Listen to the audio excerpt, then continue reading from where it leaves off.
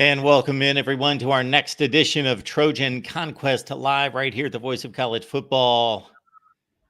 The drum roll certainly underlines what is arguably the greatest fight song in all the land, certainly. And we've got two of the best here as well. Flanked to my left and to my right, we've got Matt Zemek and Tim Prangley, both of Trojan's Wire. So please make that part of your regular routine in tracking USC football and USC athletics. Gentlemen, how are we doing today?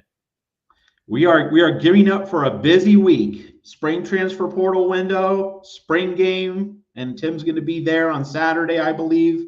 And then, of course, next week, NFL draft. So, like, boom, boom, boom. Next week and a half, going to be really packed with big news events in and around USC. I saw the statistic here in the last 24 to 48 hours that some 2,400 players have entered the transfer portal going back to last summer, the conclusion of August camp.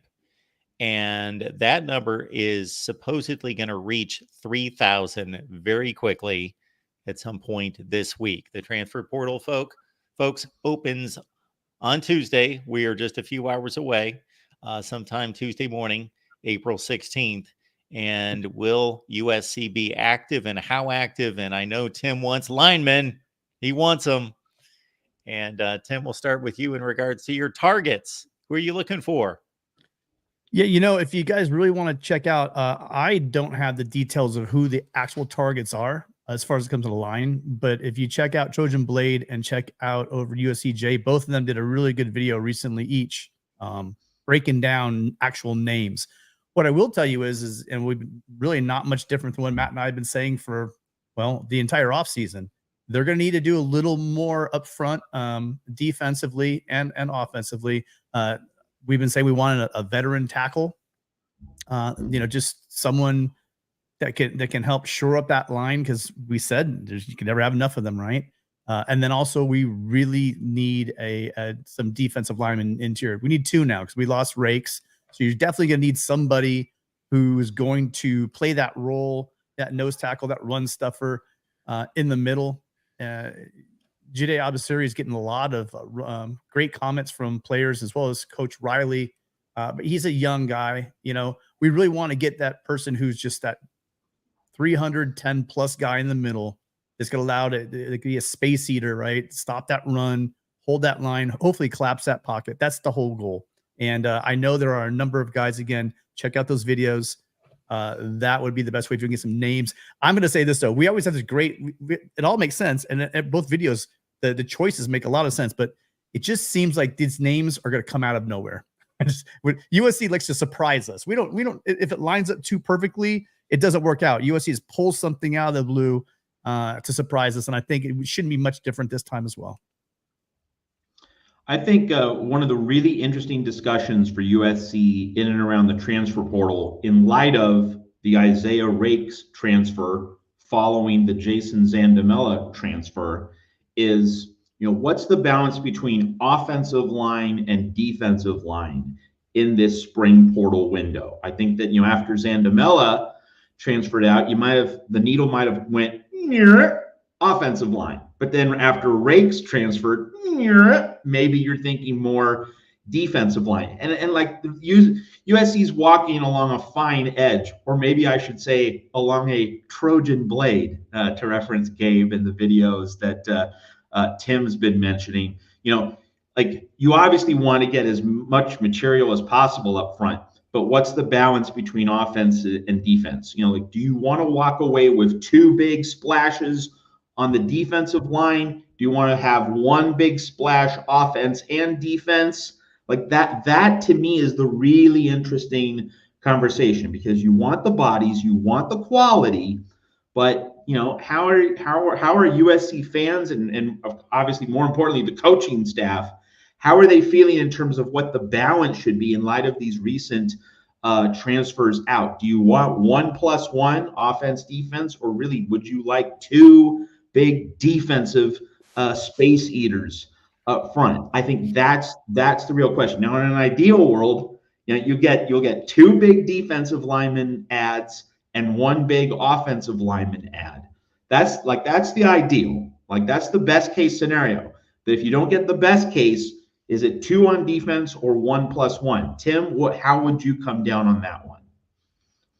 I would definitely say the by far it would be the defensive side. You need 2 to 3 guys. Losing Rakes definitely. Before we wanted 2 more. Now it's 2 to 3. But again, when it comes to either line, you can't have enough. So I think they're gonna be really busy. They're gonna be busy bulking up both those lines. There's gonna be a lot of guys. I think it's the positions also where you can, maybe not as much offensive tackle, but defensive interior. I do think that there could be a number of serviceable guys that, maybe their junior year or senior year, maybe they want some playing time. There's gonna be some guys, some really good tape, some guys that probably promised in recruiting, kind of like the Barrett Alexander situation. They didn't get that playing time, that early playing time they want. Not necessarily disgruntled guys, but guys that just aren't getting on the field that are talented and are behind talented players. I do think that they're going to be filling up on defensive interior. Again, especially that nose tackle position. We have some guys, we've had guys, but I'm talking about big 300-pound guys. We have Dejan Lafitte. I think he's a redshirt freshman. I haven't seen a lot from him, but other than him, really, we don't have that 310+ pound guy. And Kobe Pepe, St. John Bosco, he's been around for a while as well, but we just don't have that. The thing about Rakes was, and people, there's some sour grapes out there. The guy was, again, very talented. We talked about it last week. Guy played running back in high school. He's not just big and quick and strong, but he's an athlete. We need that athlete in the middle, and I think they just got to get deeper there, and I think they will. I will say, though, that with Isaiah Rakes, let's just talk about Rakes while we're on the subject, that the fact that he transferred in January and he's transferring out in April, 3 months later, like, what does that tell you? Like, to me, it tells me that he just didn't measure up, that he gets on the field in spring practice. He must not have been making the grade, right? Because, and Tim wrote about this. Tim wrote at Trojan's Wire in late March that Isaiah Rakes was very complimentary toward D'Anton Lynn, liked what he was walking into at USC. Like, there seemed to be a rapport, there seemed to be real respect, and then whoop, he's out the door. So I don't think that Isaiah Rakes suddenly felt different about D'Anton Lynn's scheme or D'Anton Lynn's football knowledge. He was getting his butt kicked. I mean, we don't know that for a fact, but like that, it tells me that that's the likely outcome, that's probably what happened on the practice field. And that brings up a point that I made on the Conquest call-in show on Friday with Tim. And that is that USC, the coaching staff, needs to be making better evaluations, right? Because when you get a guy from Texas A&M, an SEC school, prominent program, that's not a guy you're expecting to sit. Right? You're expecting that guy to be a right-away player. And the illustrative example I make about the difference between right-away transfers and wait your turn transfers, you look to Oregon, right? With Dylan Gabriel, that's the right-away transfer. Dante Moore is the wait your turn transfer. So you put transfers and player acquisitions into different boxes, different categories, different timetables, right? Some guys, you get them with the full expectation on both sides of the transaction that you're going to start, you're going to get, the job is yours. That position is for you to lock down. There's a full expectation for that kind of transfer. And then there's also the transfer where, hey, we're bringing you in to wait your turn. You're going to soak up knowledge and learn, maybe get some reps on the side, but mostly this is a sit and learn year. And then we're going to give you the keys the next year. And that really illustrates what USC did at quarterback, right? Will Howard, if USC and Lincoln Riley had brought him in, he would have been QB1. You don't subject the senior to a quarterback battle. You give him the keys if you bother to bring him into your program. But USC didn't. And USC got Jaden Mayava as the wait your turn transfer, that we're bringing you in. Like, you're going to compete with Miller Moss, but like Miller Moss is the incumbent. He has the inside track.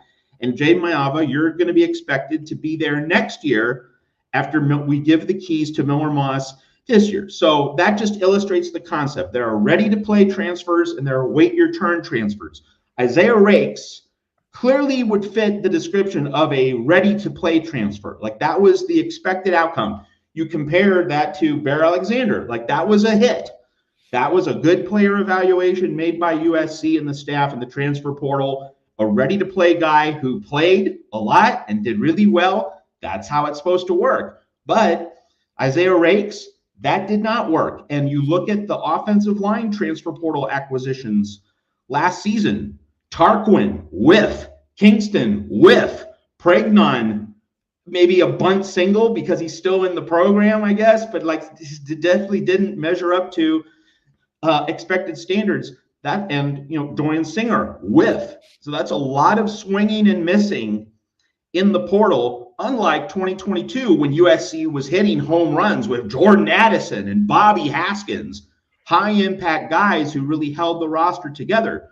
So I go to player evaluation as a really big thing for USC. Strong in 2022, we saw the results. Weak in 2023, we saw the results. It's time in this spring portal window as we arrive, and we're talking about this subject, and as we're talking about Isaiah Rakes transferring out 3 months after he entered, like, that is a missed evaluation by the staff, and those evaluations need a much higher hit rate at USC.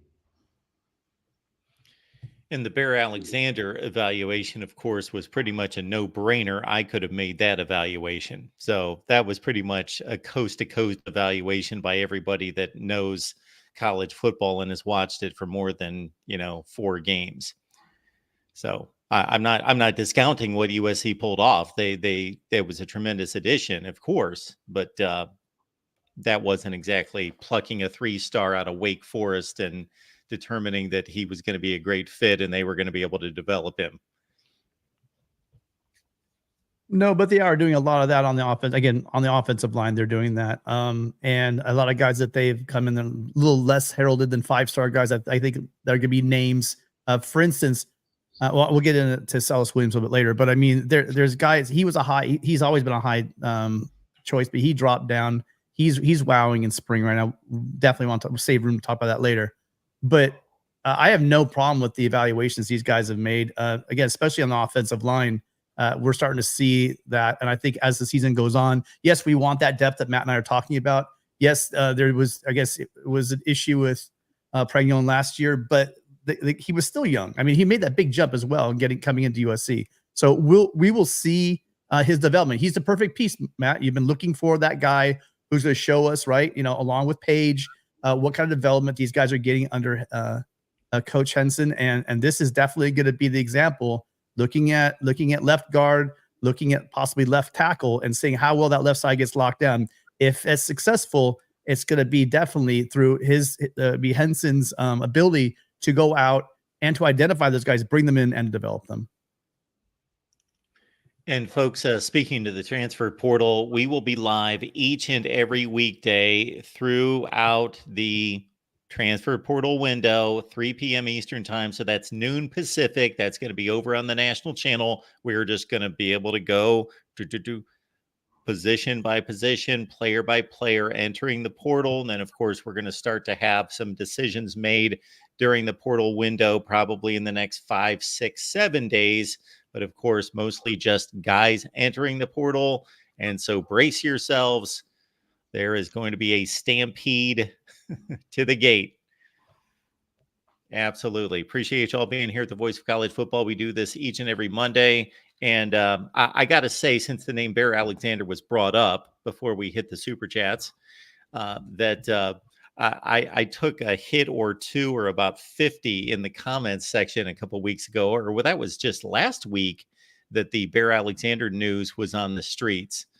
People were misinterpreting the smile on my face and the attitude that I had at the beginning of the show and the conversation of Bear Alexander.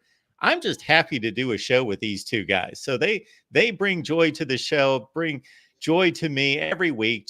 I just am having a good time. It doesn't matter what the news is. And truth be known, do I care if Bear Alexander leaves USC? No. Am I rooting for it? No. It doesn't matter to me. It doesn't faze me one way or the. So I am neither celebrating nor am I grieving the loss of a Bear Alexander.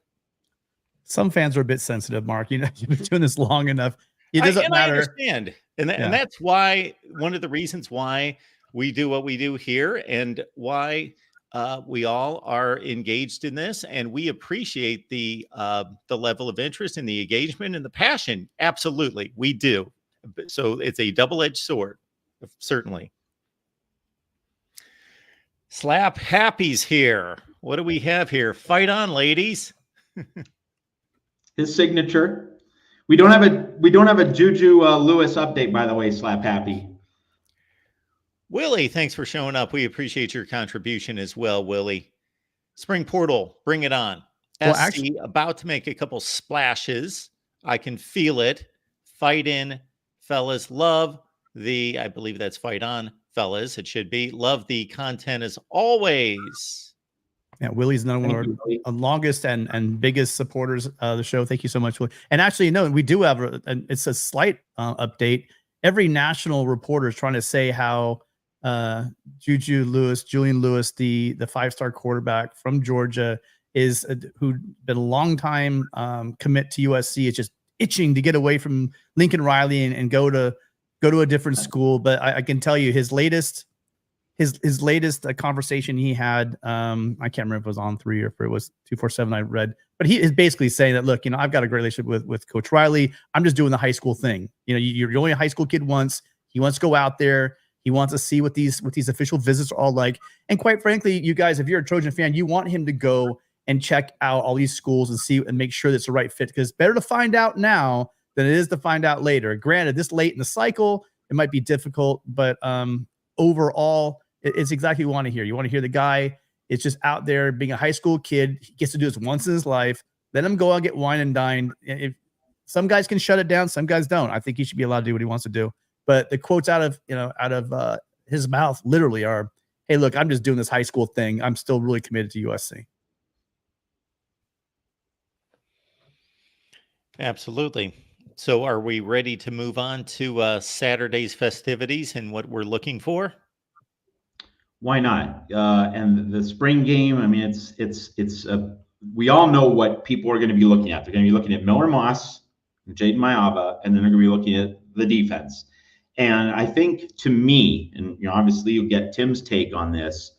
To me, you know, in a spring game, you might see one unit do well, but of course, because these are guys going against teammates as opposed to another team, another program, you know, one unit's success could be seen as, oh, that means the opposite unit it's going against is weak. So, you know, when we look at this spring game and when we make sense of it on next week's show, on next Monday's show, it's going to be interesting what we're going to say and how we're going to process the tension between the offensive line and the defensive line, because they're both positions of need. They're both positions where USC does not have the full complement of bodies that the Trojans really need if they want to be an elite team in college football. They need more defensive linemen. They need more offensive linemen. They need a sufficient amount of depth. They're not where they are, where they want to be. You know, where they are is still short of, you know, an ideal situation. So to me, in the spring game, I want enough confidence building moments on both sides. So like, I don't want one unit to dominate too much. Like I want it to be fairly even, but I think slightly lean to the defense, given that, you know, the defensive line really needs a confidence boost. But like, I can't want the defensive line to dominate, because that means then the offensive line is going to be asking questions about itself as we head into the summer. So that's going to be the tricky balance at this spring game, is that you want to see really good play on both lines. But if you had to choose one line being a little bit better than the other, I would choose the defense. So Tim, what are the main things that you're looking at in the spring game? Yeah, I'm just interested, like you said. I want broken record. I want to see the line play. I want to see inside. It's too bad again. You had Rakes in there taking a lot of reps, but you're going to see guys step up and see what they can do. I'm interested as always. Spring game for me really is always I want to see the freshmen. I know what the other guys can do. Even guys that transferred in. I kind of I see what John Humphreys can do, right? I know all about that. I've seen film on DeCarlos Nicholson playing. So these kind of things I don't need to see, but I want to see how Jide Abasiri goes up against college linemen. I want to see it. I want to see. So the big news coming out of camp this week is the thing, and again I'm a crow because I'm a St. John Bosco Brave. It was about Marcelles Williams, the brother of Max Williams, who was the safety here at USC. Really churning heads. You got Miller Moss just saying he can play corner with the best of the guys on the team right now. You've got Lincoln Riley saying he just as a freshman he's just so incredibly unusually consistent for like a true freshman out there. And he's making explosive. He's had 2 interceptions and when we're going 11 on 11, in team play. And Riley kind of puts it up too. He basically said in the Saturday press conference, he said, he's been around this team so long, right? Because of his brother Max, that he hasn't come in wide-eyed like, ooh, I'm like a typical freshman. He's been around, his brother Mason played at Arizona State. His dad played at Nevada. So I mean, he's a football kind of dude who's grown up around football players. And I saw him at Bosco. This is a guy who could really he's great in coverage and he can come up and play physical. And it sticks out to me. This is when he was being recruited. And I knew he was because I was going all of Celis's high school games. Max said, "Oh yeah, no, Marcellus is the best one of all 3 of us." I mean, it's what he said. I'm like, wow, So it's not a surprise to me watching him play in the Trinity League, one of the most difficult leagues in all of high school football. He excelled there, and I'm really looking forward to seeing what he can do at USC. Now, he's got a lot of dudes in front of him. We talked about Nicholson, John Humphrey, right? Jacoby Cummington. Got a lot of guys with a lot of experience, that are going to be playing in front of him. But I'm wondering what kind of impact and how they're going to move him along. He's definitely someone's on their radar. So you guys on Saturday when you're watching this game, they might not play early, but they will play a lot, right? Because the starters and the older guys, they'll get in, they'll have their cup of tea out there, and then they'll yank them out there. And you'll get to see, just like you want to see the young guys play. So and Mayaba, right? We want to see Mayaba throw the ball. Again, don't take too much from a scrimmage. If it's horrible or if it's great, it's just it is a scrimmage. It's limited. The plays callings be very vanilla, so have fun with it. That's what I'm going to do. We've got a personal back and forth here in the chat that I'm going to lean on here. So we got our buddy, Just Billy. So is Just Billy an Oklahoma fan? Do we recognize Just Billy? Looks like he's an Oklahoma fan. He is quickly taken to the SEC pride as an Oklahoma fan, apparently. So they are fully entrenched in the SEC, apparently.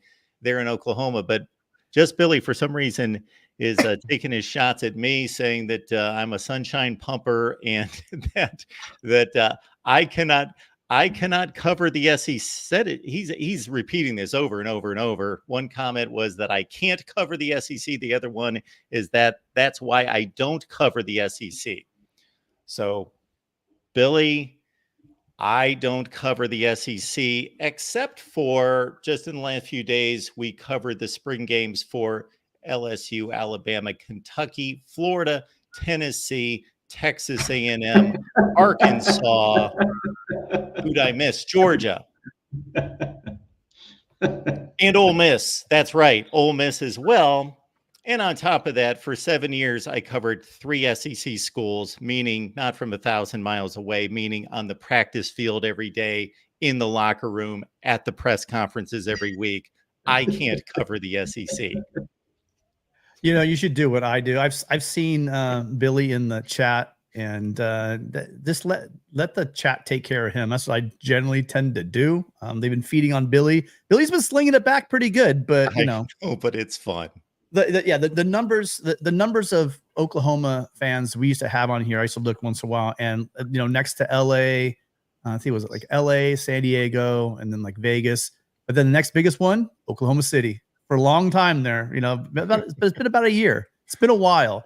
It's been a while. The Lincoln, the Snake, all that stuff that's kind of disappeared from our chat. So it's been nice to see.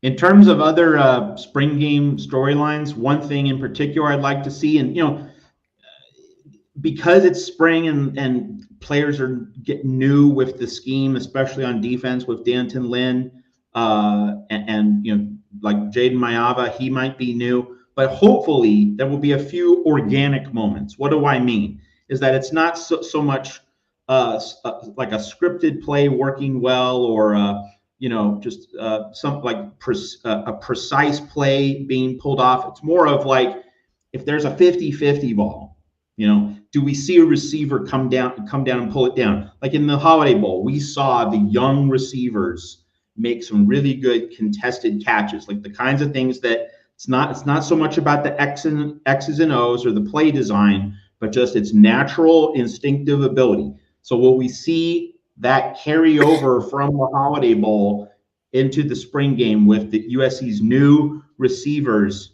showing just a natural ability to make plays? Because that was one of the really bright spots of the Holiday Bowl. So I want to see at least one or two of those organic moments where a guy makes a difficult play, makes something out of nothing, and shows that that whatever existed in the Holiday Bowl, it's not going to stay in San Diego. It's going to continue through this season. And like, that's really in many ways one of the big themes of this spring game. Is that Holiday Bowl going to remain one game, one isolated moment of excellence, or no? Is that 2024 offense going to take the ball from that 2023 final note, that grand final note against Louisville, and carry it through the whole season, and especially into that LSU opener where, I keep mentioning LSU's secondary was Swiss cheese last year. That offense needs to be ready to put up some points against LSU in week 1. So this spring game, can we just see that natural playmaking ability emerge for members of the USC receiving corps? And when we're on that, let's face it, Matt, yes, we'll be looking at the offense, but we'll really be looking at the defense, and just looking at, we talked about the interior, but also who's going to emerge, in this defense, who's going to be that pass rushing disruptor on the outside.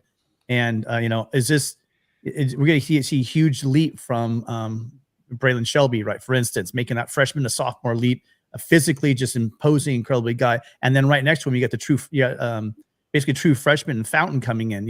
What's he going to look like? How are they going to feature him? Who's going to be running with which? We don't know. I wouldn't do much stock in who's running with 1s or 2s or 3s, or who's running with here, because that's going to be pretty wide open. But I'm going to be really interested to see just who's working with whom, and also what does the team look like? What does that defense? It was kind of weird. We saw a lot of guys running for a lot of yards and a lot of wide open guys last year in the spring game. We probably should have said, I kind of dismissed it as the fact that, it's a spring game. What can you take from a spring game? But I would like to see some tackling and just some sound defense, and that's what I will be looking at on the line. What can we do? And like you said, it does take. So is it the offensive line struggling or defensive line dominating? I would be more than happy to see the offensive line struggle a little bit, knowing a couple things. One, that the play calling is very vanilla. Two, this defense has seen this offense a lot, over these past practices. They're probably sick of seeing each other and hitting each other. But I would be very interested to see what the line play looks. And then the linebackers, we're familiar with a lot of faces, but a lot of you guys are getting to know Easton Mascarenas Arnold. He's what comes down from Oregon State. He was an all Pac-12 guy.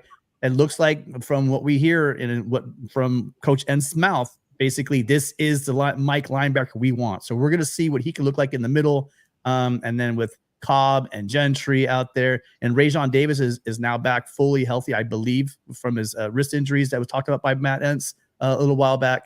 So it's gonna be great to see the linebacking play too. But I'm not gonna lie, I'm looking for freshmen. I'm looking at freshmen and see what they can do and who can flash. Okay, I don't want to say you're wrong, Tim, because this really isn't something you put in a right versus wrong box. It's not that kind of dichotomy.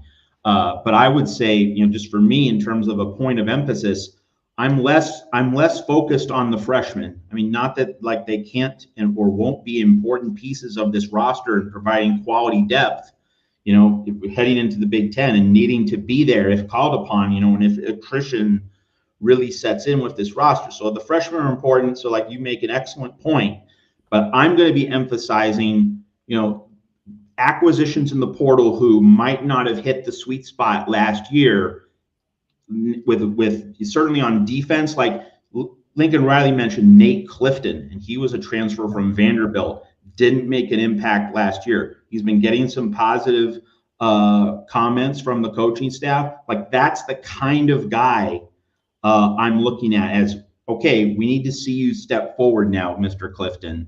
We need to see, and Pregnon would be a representative example on the offensive side. Like he really didn't hit the target last year, but he's still in the program. So obviously the coaching staff and Josh Henson see something in him. So that's like Clifton on defense, Pregnon on offense. Those are two representative examples of the kinds of players I'm looking at. Guys who are transfers, didn't max out, didn't make a big impact last year. I need to see those guys step forward. Those are the kinds of players who need to improve in order for USC to become the program it wants to be. Then throw Mason Murphy in that basket as well, because he's been around the program for a while. Now, I didn't say the freshmen are going to be impactful. I'm just saying it's kind of like, what they do on the internet. They do the unboxing. This is like the unboxing, right? Because we've been able to see them in position drills. We've been hearing about these recruits before they were commits, for years. And you see them, then now they're on the team. I'm just saying I want to see that flash. I want to see these guys in Cardinal Gold out there, because a lot of them are physical freaks already. A lot of these guys, here's the thing. USC for years is bringing in developmental guys, not just on the line, but I mean all over the field. Development guys they got to kind of bring along through the system.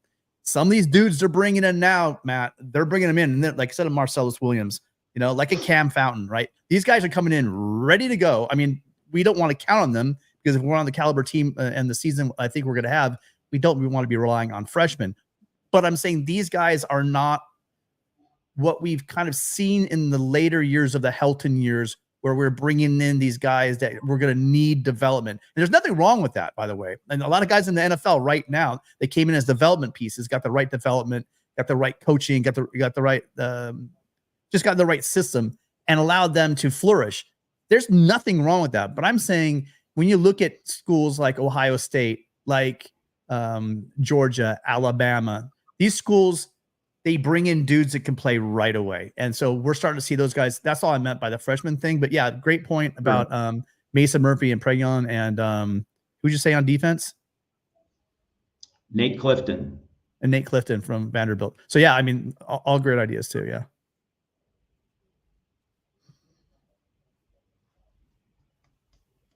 Got you on mute, Matt or Mark. Back to the transfer portal. I know both of you are focused on the offensive line and the defensive front in particular. However, this is Lincoln Riley, and this is a guy that will, number one, attract bells and whistles. He will attract talented players on the outside, guys that want to carry the football and star in an offense. But also, does a guy like that ever think that he has enough weapons? Won't he also be curious to go out and always look for an upgrade or a different piece that he can employ? Well, Bear Alexander, that's one example on defense. It came after the spring portal, right? Came out. And then as far as a piece that you could pluck from... No, I'm talking running back, wide receiver. Well, at wide receiver, but I'm saying in the past, he's been able to do that. You look at a Jordan Addison type player, right? There's going to be those guys out there. We talked about it earlier, and I don't think Matt was on board. And maybe it may not be a situation because, he's, I think even at Oregon State, he's making like $400,000. I don't know if SC's going to put that kind of money into a running back. But Damian Martinez would be a great. I brought it up when we did the call-in show on Friday. I said, hey, he just popped in the portal. That might be a good piece. They're going to need to get some more receivers. There's receivers out there. That's a position I'm not worried about. And again, I think USC as a school, and then you have Simmons out there coaching, and then you also have Lincoln Riley's system. I don't think it'd be hard for any USC and Lincoln Riley to attract solid role players, because let's face it, we need depth at receiver. We don't need any, we don't need any stars. We have a great receiver room. I'm more than happy. You're going to need some depth because you're playing with only 7 scholarship guys. So yeah, you need those pieces, but at running back and at wide receiver, they're going to need to add some pieces, but I think they're adding depth. Now if they can land someone like a Damian Martinez, or they could land a top shelf guy, that would be great. That's just gravy. But right now at those 2 positions, I think we're okay, except for depth. Yeah. So I mean, kind of the relationship between the transfer portal and the spring game, right? There's a really, it's going to be fascinating to see how these 2 things relate to each other, because of course, after spring games, coaches will make some evaluations, and with the portal window still open, I'm sure that a few conversations will be had with players who, are being expected to show certain things in the spring game. And if they don't show certain things, well, then you might have a conversation or 2, nudging the player to seek a new place to play in the portal. We all remember, the stampede of Buffaloes out of Boulder after the Deion Sanders spring game last year. I'm not saying there's going to be a stampede for USC, but will the spring game shake up the roster in certain ways that will create some portal departures, and then thereby create a situation where there are more roster spots in additions to the ones that have already been opened by Rakes and also Zandamela transferring out. I believe, Gary from Dana Point in the chat, he mentioned roster spots. And Tim, you can correct me if I'm wrong, but there are 79 roster spots currently, I believe, which would leave 6 open. I think I read that on 247, but maybe you have a better number or a different number. I heard it bounced around, and it was a 247 guy that put it out. It was Chris Savino. Now I don't know if that was I think he might even have been guessing. I don't know how much thought. Anyway, but it's around that, right? Around that. It's around 80. It's around 80. We have to remember though. The 3 guys that left are not going to be the last 3 to leave. So that number is going to be very fluid between now and summertime. So really, whoever they want, it's big boy football now, and it sucks. It's kind of the gross side of college football. But if they need a spot for somebody, they'll find a spot for somebody. That's just really the way it is. There's no other way to say it. you can't really sugarcoat that. And then fight on, there's USCJ in the chat. Rajon, so I can say this now because En's talked about it. He was coming out in the yellow non-contact jersey for a long time. And maybe Jay, I said the wrong thing by saying fully healthy. I'm saying they've pulled they're not holding him out of contact now. So that yellow jersey has been off. And I think I can say this because the coach has been talking about it. So although he's not fully healthy, he is full participant in practice now. He's not wearing that yellow non-contact jersey. So that's 79 number. That's significant. That's a positive for this coaching staff. Most of the conversations I'm having with the likes of you 2, but with other teams, is that most of these teams are over their scholarship limit and they're scrambling to cut back. Yeah, USC is definitely not in that position. One other player health note, just to quickly duck in. And Tim mentioned the name very briefly earlier in the show. John Humphrey, the transfer cornerback from UCLA, he will not be available for this spring game. And I made the note at Trojans Wire earlier today that, like, if you want a guy you don't want a guy to miss a spring game, but like if you're going to have a guy miss a spring game, it should be exactly that kind of player, because Humphrey already knows Danton Lynn's system. So like he doesn't need the reps. He doesn't need the teaching on the field in a spring game live situation. So like that's not really a hardship for USC. As long as he's healthy for August and then for week 1 against LSU, that's all that matters. You don't need to see John Humphrey in a spring game, but he won't be available. In terms of another spring portal and spring game combination note, let's look at the wide receivers. We saw them dazzle in the Holiday Bowl, and Tim made the point that Miller Moss, he was working with the 2s. So like with Jacoby Lane, with Mekhi Lemon, had a natural rapport with those receivers. So we need to see that on Saturday. And if USC does not get a strong performance from the group, not talking about one guy, I'm talking about the group, that would probably increase the pressure an urgency on Lincoln Riley to go out and get another wide receiver in the spring portal. But I think if you see all those young wide receivers play well as a group, like if you see balanced contributions from that unit, it's going to be hard to say, we really need to use another roster spot at receiver in the portal when we have all these glaring needs up front on both the offensive and defensive lines. So hopefully, ideally, the whole wide receiver group will show well in the spring game. But beyond that, let's just at least get clarity, right?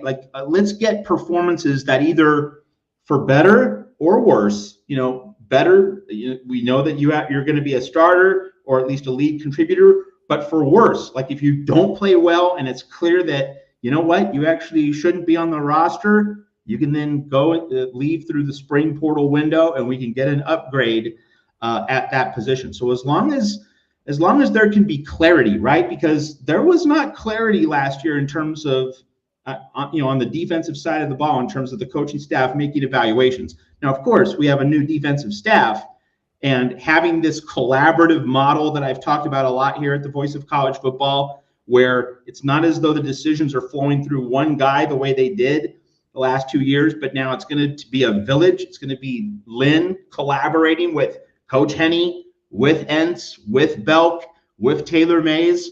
Hopefully that collaborative model will arrive at better evaluations. But just the larger point is, just hopefully we'll have clarity on whether players do or don't measure up, and that can help USC juggle more roster spots with the flexibility that it has in the spring portal window coming out of the spring game this Saturday. We appreciate you all being here at the Voice of College Football. This is what we do each and every Monday, 10 Eastern, 7 where it counts on the West Coast. Of course, the USC spring game is coming up this Saturday, I believe at 4 Eastern, 1 Pacific. I believe that's the time that I saw. That means it's either 1 or noon. Okay. Yeah, I think it is 1. I'll be there at 10. So if you guys are there, I'll see you there early. So Tim's going to be out there and say hi to Tim there at the game. And Matt, I think you can fill us in on what the rest of us are going to be relegated to in terms of viewing options. Yeah. So this is my soapbox moment, and let's just start with a few notes, folks. All right. 1, Ohio State had its spring game this past Saturday. What network carried the Ohio State spring game? Fox. It was basically big noon spring Saturday on Fox. This upcoming Saturday, before USC plays its spring game, there's going to be a Michigan spring game. Guess who has that spring game? Fox. Big noon spring Saturday. The Fox Spotlight. Network TV. We're not talking about FS1 or FS2. We're talking about Big Fox, Mother Fox, Father Fox. All right? So Ohio State gets the big Fox Spotlight. Michigan gets the big Fox Spotlight. These colossus programs, these storied programs in the Big Ten. USC usually kicks Ohio State's butt, usually kicks Michigan's butt in the Rose Bowl historically. USC is the king of the Rose Bowl. Has a higher Rose Bowl hit winning percentage than Ohio State and Michigan. And yet, while Ohio State and Michigan are on Big Fox, USC's over in the Pac-12 network henhouse. All right? So Ohio State and Michigan get the Big Fox platform, and USC's on Pac-12 network. How does that happen? All right? I know no one needs to tell me that, well, USC doesn't officially become a Big Ten member institution until the summer. But come on, the next Big Ten, the next regular season football game that USC plays will be as a Big Ten program. USC football is, in every meaningful sense, a Big Ten program right now. It is a Pac-12 program technically, only in terms of legalities, all right? There is no rational world in which Ohio State and Michigan should get their spring games on Fox with all the attention, the publicity, the visibility the accessibility that involves, and then USC's over here on Pac-12 network. How did something not get negotiated? Matt. How did something not get worked out? President, AD, commissioners, anything. Like, how is this game at least not on Big Ten network? That is a massive failure of everyone involved. And it's this final insult and this final amateur hour clown show that's been part of the last years of USC's Pac-12 experience. Before Tim comes in, couple other humiliating notes, all right? Illinois is on Big Ten Network. The Illinois spring game, the Illinois Fighting Illini have a spring game with more visibility than USC. Syracuse, an irrelevant college football program. I mean, it's not Dick McPherson or Paul Pasqualoni in the late 80s or early 90s when that program was making New Year's Day bowl games. It's not circa 1960, with Ernie Davis and Jim Brown when the program was contending for national titles. No, Syracuse is an irrelevant program right now. Syracuse is on ESPN Plus. Syracuse has a spring game which is easier to access than USC. And here's the big one. This is worse than Michigan and Ohio State getting Fox and USC being Pac-12 network. Here's the big one, folks. Strap in. Guess whose spring game is on ESPN Plus? Clay Helton, Georgia Southern. That's on ESPN Plus. Clay Helton has a spring game which is more accessible to the American public than USC. Well, and that's my soapbox moment. Here's what I'll say. We were on Fox last year, but there was a guy named Caleb Williams everyone wanted to see. So when it comes to that stuff, so contractually, I don't know how it all works, but if you think the Pac-12 is going to let USC out of something if they have some loophole, or is the fact that, quite frankly, maybe the man's not there this year. USC kind of was coming off of a great season last year. We had the Heisman Trophy winner coming back. They threw us on Fox. We kind of sputtered to an end. We had a really nice Holiday Bowl, but let's face it, they lost 5 games last year, lost Caleb. Look at the national media. No one's giving USC a chance. You know what I mean? Really, if you look at it, where are they putting USC in these early top 25s? They apparently have not looked at what's going on the defense side of the ball. I don't know what to tell you, Matt. It sucks, but hey, listen, there's one way to fix that, you guys. Go to the game. I'll see you there because you can go. There'll be plenty.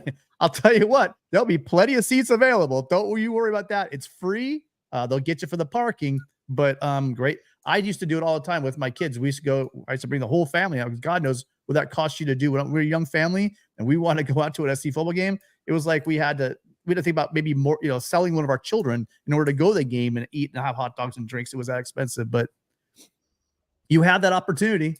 You have the opportunity to go to the game if you live in Southern California or heck, with even a couple 100 miles. You guys can make it a whole day. I don't know the situation. Again, we were on Fox last year. I just don't see us. Maybe we're just not as appetizing. Were we on Fox? I recall us being on Pac-12 ESPN last year and ESPN 2 years ago. It was, yes, it was. Oh, you're right. Yes, oh, you're right. The big splash was when Lincoln Riley was hired that right. they put USC on ESPN. That's right. I forgot. Okay, yeah. You're right. But that's my point. It's got to be something like that. It was when Riley was coming in with Caleb. Yeah, that's right. They had RG3 out there on the field. That's right. It was 2 years ago. Yeah. And people in the chat last year. And people in the chat are saying it's contractual. Okay, folks, contracts get torn up and stipulations and demands can be made. Like, you don't think USC could pay the Pac-12 network, like a few $100,000 so that we could just get out of this and have our spring game on Big Ten network? Like, that would be worth the price. Like, people want to see USC as a Big Ten team right now, and they won't be able to do it. Like, you want to have your spring game more visible, not less, especially with, Ohio State and Michigan being on Fox. Like, USC is losing out in terms of positive visibility for your program. When Ohio State and Michigan get network TV, not just prime cable, they get network TV. And you're stuck on Pac-12 network. It's a spring game, Matt. It's just a spray. I think our money can be spent, the university's money and the football program's money can be spent better than to buy them out of the Pac-12 network so that someone else can. But I mean, again, they're contractually, everyone's out there saying it's contractual, but how were they able to do it 2 years ago then? What do you mean? Right? Yeah, I mean, 2 years ago it was on ESPN. So, yeah, but the Pac-12 had a contract with ESPN. There must have been a contract that the Pac-12 network was going to cover all of the. So that's where I will push back a little bit, Matt. So I'm right there with you, and not that they couldn't have made a move to try to get out of the contract, but I'm just stating that it's obvious that there is a contractual obligation there because the Pac-12 network is carrying every Pac-12 team.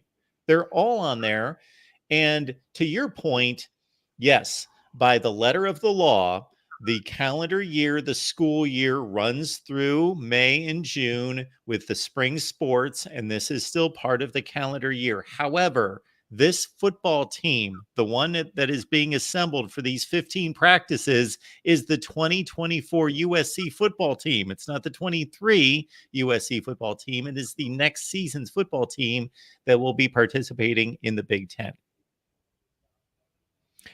And it is a big deal, Tim. I think. I don't think it's a huge, enormous deal that it's the end of the world. But if Fox is going to air Ohio State and Michigan, I can't remember that ever happening on over-the-air television, that spring games were aired on a network. I watched about maybe 20 minutes of the Ohio State one and that's, I mean, I don't know, unless you're a fan. Unless you're a fan of the team, I really can't see how much you can. I mean, I have trouble. I just do it because I'm a freak. I love USC football. But I mean, watching spring games is sometimes it's better to watch grass grow. Not if it's done correctly. They no longer broadcast these spring games as games. And that was using the term pet peeve is actually a pet peeve of mine. So I did not enjoy the way the networks approached spring games at one point because they broadcasted them like they were games.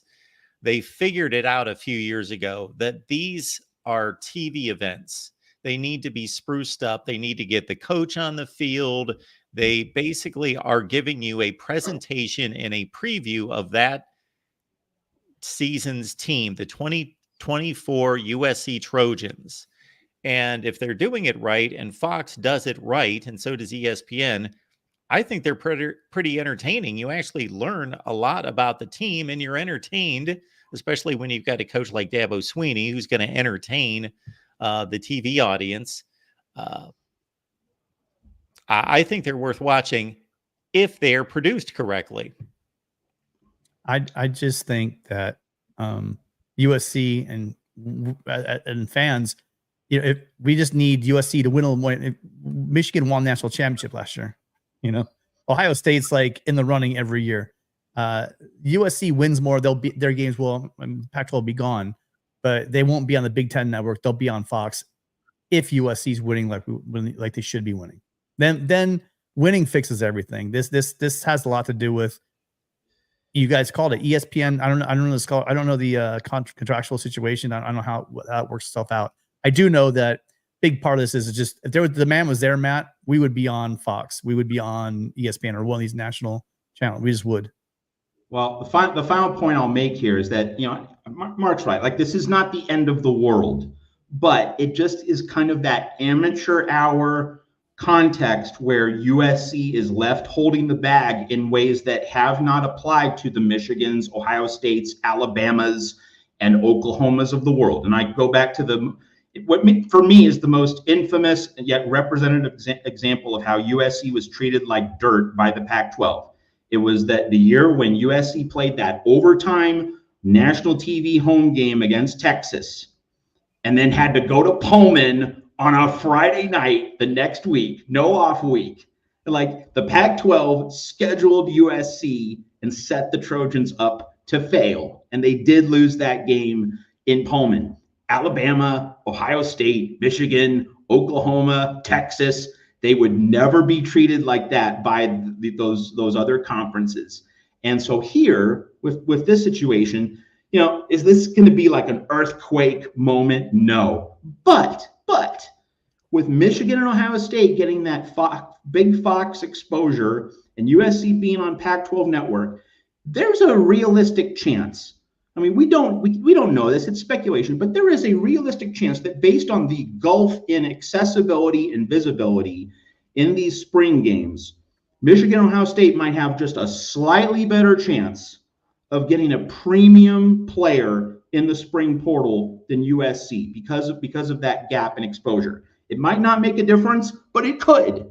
And like, you don't want to be in USC situation where you have that negative differential and you're on the wrong side of the fence. You would at least like to have some degree of parity with in terms of the TV visibility and reachability of your spring game right during the portal window. If this was, if we didn't have a spring portal and there wasn't this portal window coinciding with the spring games for each of these three programs, Ohio State, Michigan, USC, then it wouldn't be as much of an issue. But because players are thinking about, where do I go to play college football in 2024?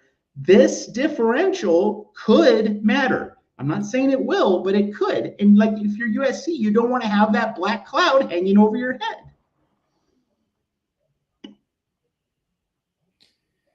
And Ohio State had the TV show of the Marvin Harrisons and the Denzel Wards and all those guys on the sideline being interviewed and talking up how great it is to play at Ohio State. They were all there. Zeke Elliott, J.K. Dobbins. They had a line of former Buckeyes there. They had a lot of interceptions too. Yeah, isn't that good? The defense intercepted a lot of passes. Yeah. It also means that quarterback situation is not as rock solid as Ryan Day would want. Hello. Some of those throws, especially that throw by the kid who played last year, Julian Sayin, was just a couple bad throws. It just, you can't. I mean, it wasn't even close. One, doesn't have the arm to do it, but two, just what were you thinking? Throw it all the way across the field. Like, you knew that thing. You hung that thing up there. You knew that thing was getting picked off. So, okay, Uncle Rico, not complaining that Ohio State and Michigan are on Fox. The complaint is they're on Fox and USC gets stuck in the outhouse known as Pac-12 Network. That's the complaint. I have no objection to Ohio State and Michigan being on Fox, and USC being on ESPN. Like that was the way it should be. It's USC being on Pac-12 Network going into the Big Ten. This is again, technically, legally, Pac-12 program. Meaningfully, in every important sense that matters, USC is a Big Ten school. And like, let's consider the realm of college sports realignment, right? It was felt for a period of time that Oklahoma and Texas wouldn't join the SEC until 2025, but they moved it up. Like they changed their plans. People changed their minds. Like the idea that this was some impossible legal entanglement that USC couldn't have extricated itself from. Come on, folks. Happens all the time. People find a way, all right? And no one was able to find a way to put USC at least on Big Ten Network, if not Father Fox. I mean, that's just a grand failure. Like no adults in the room, which is just more BS from college sports as we know it right now. There are not many guarantees in life, Matt, but I will tell you, I guarantee you, we will not be on the Pac-12 Network next year. There you go. So take solace in that fact, right? Tim, seeing the giving us the breadcrumb of positive play here is an absolute SHIT show. I'll go out on a limb here and say that's pretty likely we won't be on next year. Taking a big risk there, Tim. Yeah. Let me tell you. Matt, what's going on this week at Trojan's Wire? I mean, we're praying to the page view gods for like the biggest, best splashes in the portal. Going to be covering that, and then hey, like you want to follow Mr. Prangley here for spring game coverage.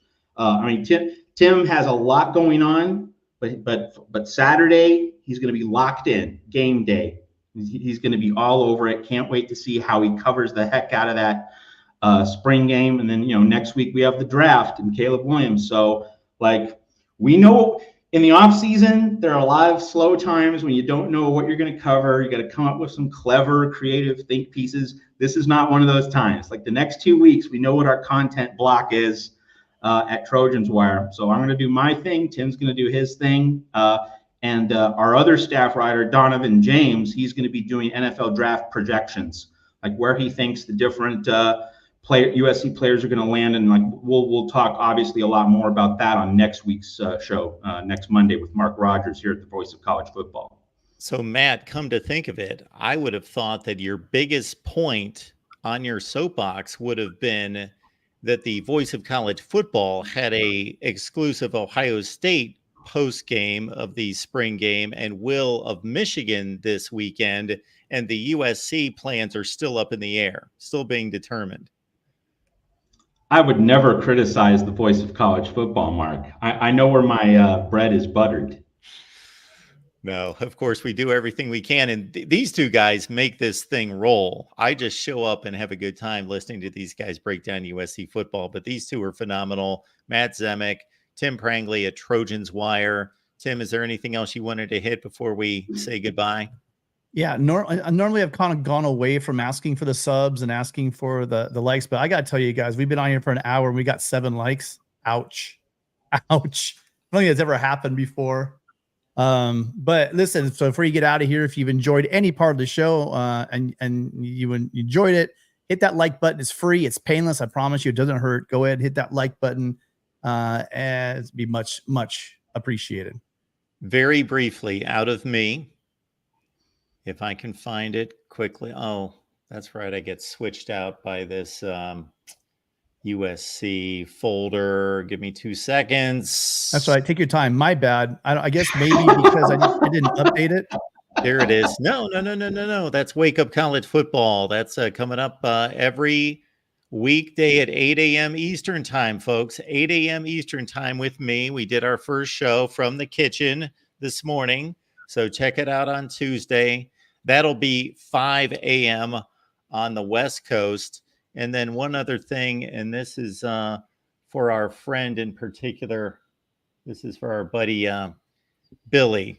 So we have here is that's one Mark Rogers at the 1996 Final Four, or that's like an East Regional at Rupp Arena there. And then that's me from the ESPN newsroom discussing it. They did a special and wanted me to recant what had happened 30 years. That's right. 30 years? Yeah. Good Lord, 20 years earlier. Fifth seeded Mississippi State beating Nadav Hennefeld and Connecticut in the Sweet 16, and then beating Danny Fortson and Cincinnati, the 2 seed in the Elite 8, to go to the Final Four through Lexington. So that's what Mark was covering. All right. All the memories. There's Richard Williams. Yes, he was. Yeah, but you're not allowed to cover the SEC, Mark. Thus my point.